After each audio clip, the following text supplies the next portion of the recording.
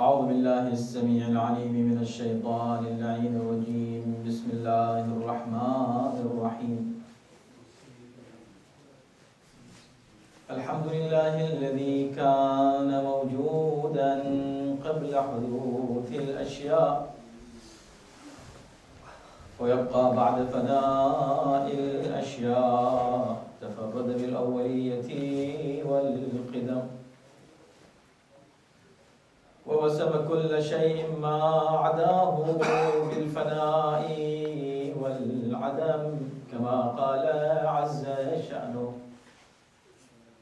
كل شيء هالك إلا وجهه وكل نفس ذائقة الموت. وقال: كل من عليها فان ويبقى وجه ربك ذو الجلال والإكرام. والصلاة والسلام على سيد الأنام سيدنا ونبينا ومولانا أبي القاسم محمد. اللهم صل على محمد وعلى محمد وآله الطيبين الطاهرين المعصومين،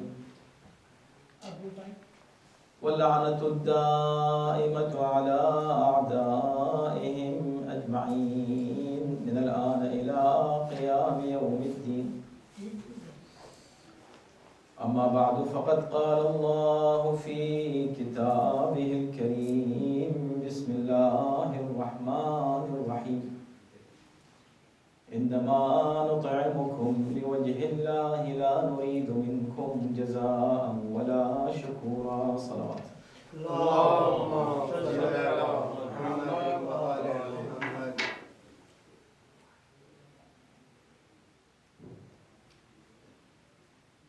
So we are discussing Dua Makarim al-Akhlaq. In this great dua, Imam in each sentence has taught us the high levels of ethics and morals. And every Friday, we are discussing one of those sentences. Although we can discuss each sentence in many sermons, but for the sake of being very precise and keep it short, we don't want to go into details of the topics and subjects. Today we are going to discuss the next sentence that so far we have discussed what Imam has said about Iman, the faith, and then Yaqeen, the certainty that you should have in your Iman, in your faith, the confidence and surety you should have. You should have no doubt at all. This is what we had discussed. Then he spoke about niyat. Niyat means the intention and the importance of intention in Islam. Then amal, the deeds and the practice. So whatever you believe in, you have to practice that. And when you believe in Allah, you believe in Rasul, in Imams, you have to obey them practically, not just verbally. And the amal should be ahsanul a'mal, ila ahsanil a'mal, the best of deeds. Then the next sentence, which we are going to discuss today, Imam is talking again about niyat. And after this, again about yaqeen and certainty. In this sentence, Imam has put the importance of niyat and intention in different way. And it's amazing, subhanAllah. This is the eloquence of Kalam Imam. When Imam speaks, someone who has been given knowledge by Allah subhanahu wa ta'ala, you can say, you can feel it, you can understand that what is being taught and what is being said, it is not a regular person speaking. It's someone who has been selected by Allah subhanahu wa ta'ala, chosen by God. He is speaking this way. So the first sentence about niyat, about intention, the importance of intention, and the power of intention. Imam has said that make my intention best of the intentions. Best of the intentions. And of course, إِنَّمَا الْأَعْمَالُ بِالنِّيَّاتِ, all a'mal, all the deeds in Islam depend on your intention. The better your intention is, the better your deed and your action will be. If your niyat, if your intention is accepted, your amal and your deed is going to be accepted. If your niyat is rejected, if your niyat has no value, then your practice has no value. Fine. Now Imam is saying here, وَوَفِّرْ بِلُطْفِكَ نِيَّتِي. O Allah, waffir. Waffir has two meanings. One to increase, and the second to complete, to perfect something, to make it to the end. It's called waffir. So Imam used the word waffir, although he could use another word, but using the word waffir, maybe he want to mean both meanings, both good meanings in this here. Waffir means increase my good intentions. Of course, the more good intentions you have, the more good deed you are going to do. If you want to do more good deeds, you need more good intentions. So here, you can apply this meaning. Waffir means, oh Allah, increase my niyyat, increase my intention. I have one intention of doing one good deed. Allah, increase in this. I have intention of doing one thing, but in certain quantity. Allah, give me tawfiq, give me the ability to do it even more. If I want to offer just wajib salat, give me the ability to have the intention to do even mustahabbat, those things which are not obligatory on me, but still I am doing it for the sake of your obedience. I'm spending in the way of Allah. I'm spending what is wajib and obligatory on me, but give me tawfiq to do even more. So increase in my good intentions. This is one meaning of that. وَفِّرْ بِلُطْفِكَ نِيَّتِ. The second meaning of this is, wafir is to complete it. Make it perfect. What does this mean? Make it perfect and complete it. Completing something means when you start something, you have to complete. Starting something is easy. Finishing it and taking it to the end, this is very hard. In anything you do, any work you start, starting is so easy. You can start it, but you have to think whether you will be able to finish it or you just start it. No, you should plan in such a way and you should intend in such a way that you should start something and start the thing that you can complete it, you can finish it. In the issue of niyyat, it's very hard to keep the niyyat until the end the same as you started it. See how beautiful this sentence is. So before earlier, the same topic, same issue about intention, Imam said, "O Allah, wa bi niyyati bi ahsan al-niyyat, wa anta bi niyyati ila ahsan al-niyyat." Make my niyyat is the best niyyat. Now, what is the best niyyat? We explain that here. He says, no, not just my intention be the best.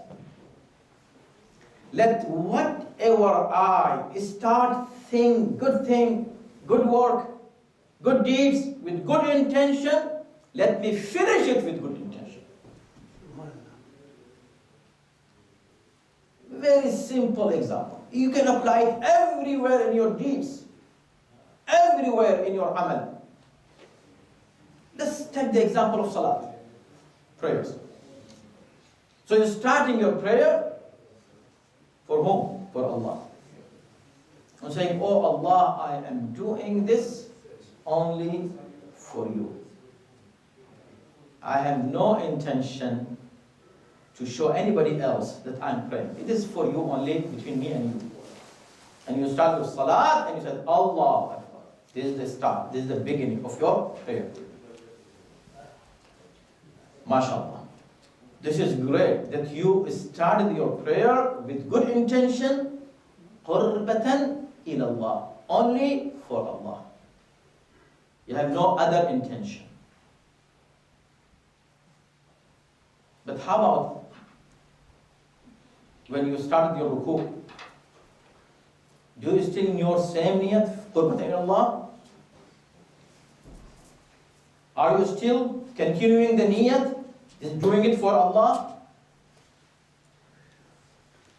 And the second rakat, 4 rakat, when you finish your salat, you might say, yes, I'm doing it for Allah. Really, it is one of the hardest things a mu'min can do. It is one of the most challenging things, believe me. To stay on your niyat from beginning to the end with the same position of the niyat. Again, the same example of salat. When you start your salat, you might be very much focused. Why? Because you want to start salat. And you're saying, oh Allah, I'm just doing this for you only. And you said, Allah Akbar, you start your salat. And now you start reading Alhamd and Qul Allah and others, any surah you want to read. And then doing ruku, reading everything. Are you focusing on what you're reading? Or as you said Allah Akbar and suddenly your mind is going here and there. You started thinking other things. About your business, about your friends, about what happened yesterday, about what will happen tomorrow. Right? Many things coming in your mind.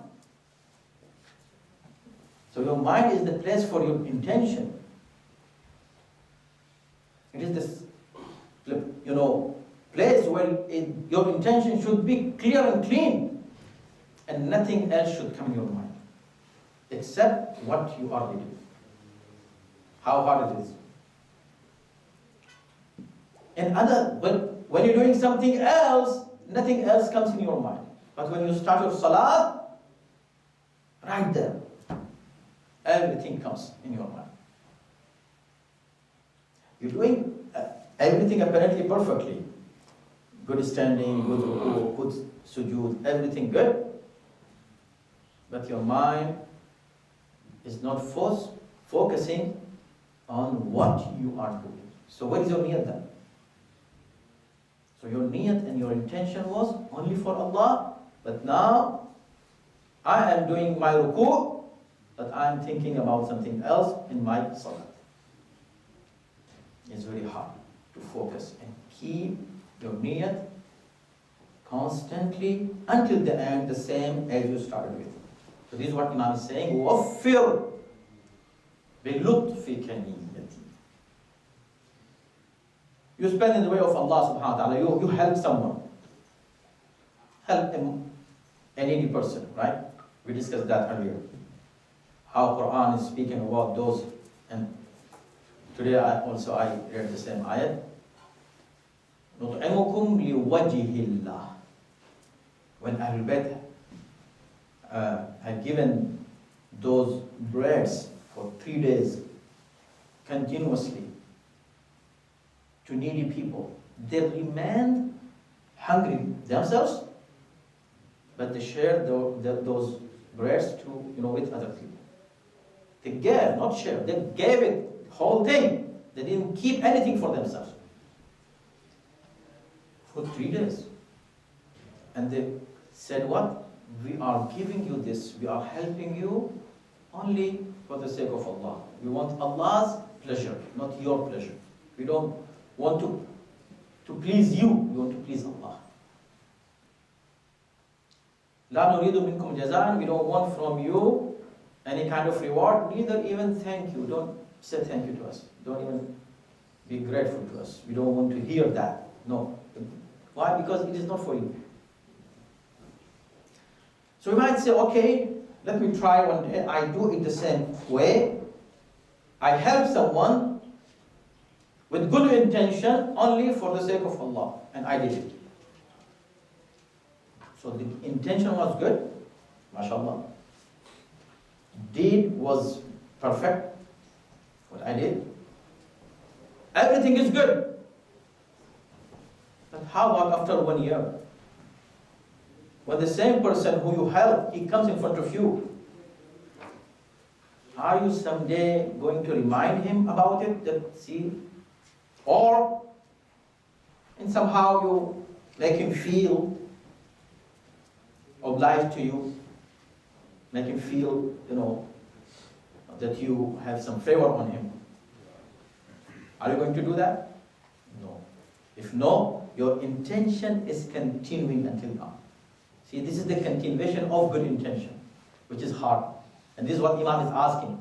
Allah, keep my good intention to continue till the end. Till the end, what end? End of my life. You say, okay, no, even after 1 year, the person I help, I forgot. When I forgot, I'm going to help somebody. He comes in front of me, I don't even think that I helped him. MashaAllah. How about 10 years later, 20 years later? Until the death. If you do something good, just like forget it.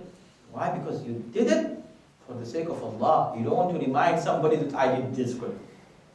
So this is the intention. And keeping the intention till the end is the hardest job. Hardest thing to do. And there are so many more examples, and I know when you hear something, your mind goes around and you get so many more examples in your life. Yes, this is true. Keeping the intention. So having good intention is hard. Harder than having good intention is keeping that good intention until the end. Just be nice. Not so that somebody can, become nice with you. No. Be nice because you have to be nice with someone or with everyone. Keep your akhlaq good because you have to keep your akhlaq good. Remember the hadith of Amir al-Mu'mineen that Imam said, Ya Allah, I worship you. Not because of any reason. No reason. Not even reward and punishment. It is not reason. Then what? وَجَدْتُكَ أَهْلًا لِلْعِبَادَةِ فَعَبَدْتُكَ. I found you. You deserve my worship. That's it.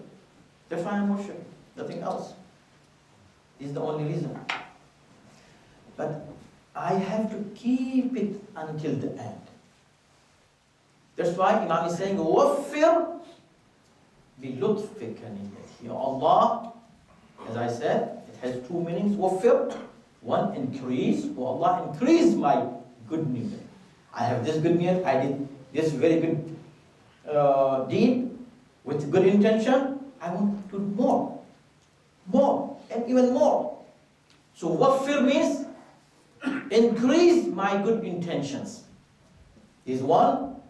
The second meaning of waffir is, oh Allah, complete it, make me finish what I started with. So the intention, good intention, I started anything, any work with good intention, let me finish it with good intention.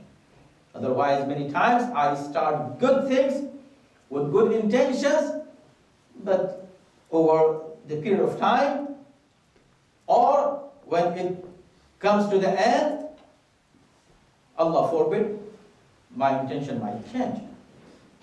I started a project was a simple project for the sake of Allah only. Allah subhanahu wa ta'ala gave barakah and increase and blessing in that project, for example, and it got a great success. Great success. And that success, people are celebrating, for example, let's say. Let's celebrate this success. In that celebration of success, of completion, or opening of somebody, of something, do I have the same intention as I started this project? In the end now, or I need some credits from people and some compliments from people, and I wish that people should praise me that I did this good thing. Wow, great, you finished this work, you finished this project. See, I started with good intention, but in the end, when I saw people appreciating this project, I wish that people say, oh, it is he who started this. So, I started with good, but the end is what? Of the intention. This is what Imam is saying. Ya Allah, keep my intention good and let me finish it with good intention. Which is very hard, and that's why. Again, see, every single word of the dua is important. Why? Because it is from Ma'soom alayhi salam. Imam says, bilutfika. The word bilutfika is amazing. وَوَفِّرْ بِلُطْفِكَ niyati. 3 words. Oh Allah, increase or complete my niyat with your lutf, with your favor, with your blessing, with your grace. Why? Because I cannot do it myself. Only myself. I cannot depend on myself to keep my intention clean and clear until the end. I have to depend on you, Ya Allah. You help me. Waffir. Bilutfika, with your grace. So it is the grace of Allah subhanahu wa ta'ala. If somebody has a good intention and he ends his or her deed with the same good intention. If this happens, it means this is lutf of Allah, it's the grace of Allah, it's the blessing of Allah, which really we need in this world. And when this happens, then the amal becomes really perfect amal, which Allah subhanahu wa ta'ala wants. May Allah subhanahu wa ta'ala give us tawfiq with His lutf and with His grace to have good niyyah, good intention, and good deeds, inshallah, in our life. إن أحسن الحديث وأبلغ المعنى كلام الله أعوذ بالله من الشيطان الرجيم بسم الله الرحمن الرحيم والعصر إن الإنسان لفي خسر إلا الذين آمنوا وعملوا الصالحات وتواصوا بالحق وتواصوا بالصبر